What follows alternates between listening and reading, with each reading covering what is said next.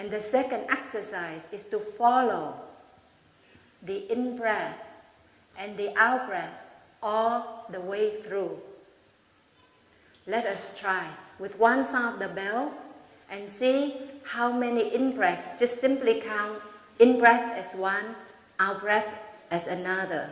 In-breath, out-breath. Okay? Count to see how many breaths can you actually stay before the mind takes off or there's a feeling or a perception arises. Okay?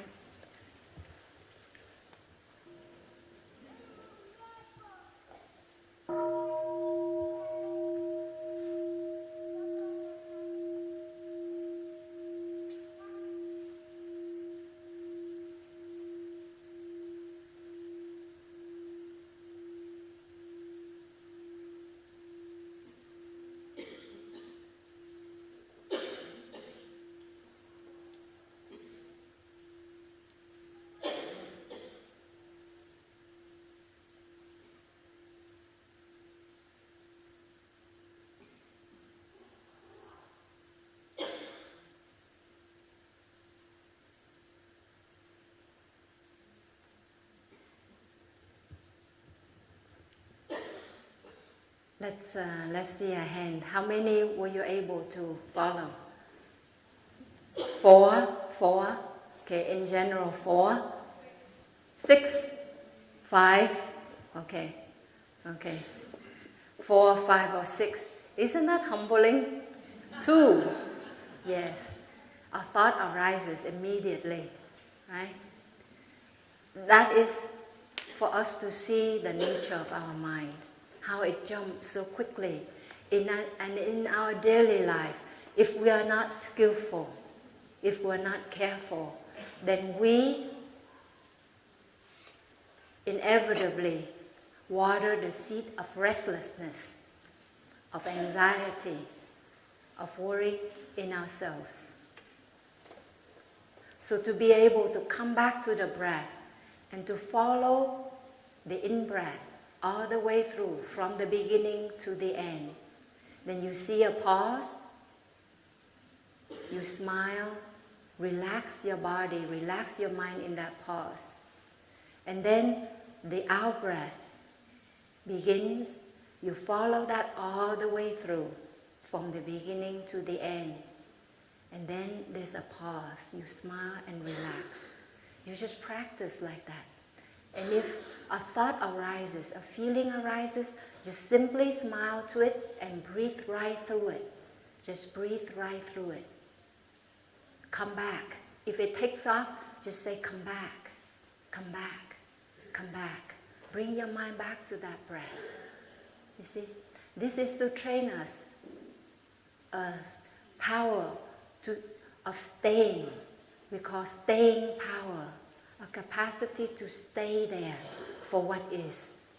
Or we can call it also concentration. The first exercise is to train our mindfulness.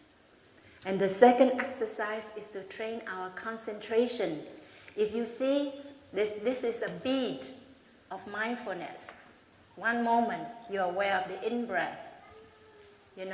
Another, sometime 5 minutes later or half a day later, you may be aware of the out-breath. If we are lucky. Yes? But slowly.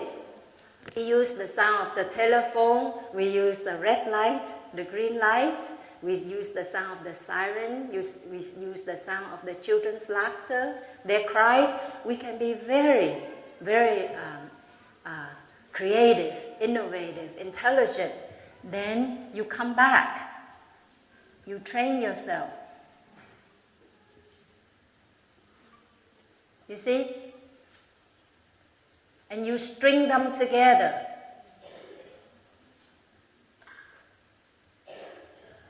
Beads of mindfulness. You string them together into a necklace of concentration.